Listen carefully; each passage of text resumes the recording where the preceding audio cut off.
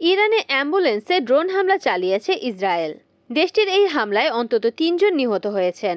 সোমবার ২৩ জুন সংবাদ মাধ্যম মেহের নিউজ এজেন্সির এক প্রতিবেদনে এই তথ্য জানানো হয়েছে। প্রতিবেদনে বলা হয়েছে, নাজাফাবাদে অ্যাম্বুলেন্সে ড্রোন হামলা চালানো হয়, এতে ৩ জন নিহত হয়েছেন। রোববার সন্ধ্যায় নাজাফাবাদের গভর্নর মিদরেজা মোহাম্মদী ফেশারাকি বলেন, মোন্তেজেরি হাসপাতালের কাছে শরীয়তি স্ট্রিটে একটি অ্যাম্বুলেন্সকে লক্ষ্য করে হামলা চালায় ইসরায়েল। এ সময় অ্যাম্বুলেন্সে একজন রোগী ছিল, তাকে হাসপাতালে নিয়ে যাওয়া হচ্ছিল। হামলায় অ্যাম্বুলেন্সটি মারাত্মকভাবে ক্ষতিগ্রস্ত হয় এবং অ্যাম্বুলেন্সের চালক, রোগী ও সঙ্গীরা নিহত হন। তিনি আরও বলেন, ড্রোনের আঘাতের ফলে অ্যাম্বুলেন্সটি নিয়ন্ত্রণ হারিয়ে ফেলে। এ সময় পাশ দিয়ে যাওয়া অপর গাড়িতে এটি ধাক্কা দেয়। ১৩ জুন ইরানে হামলা চালায় ইসরায়েল। দেশটির এই হামলায় পরমাণু, সামরিক ও আবাসিক এলাকায় ব্যাপক ক্ষয়ক্ষতি হয়। এতে ৪০০ এর বেশি ইরানি নাগরিক নিহত হন।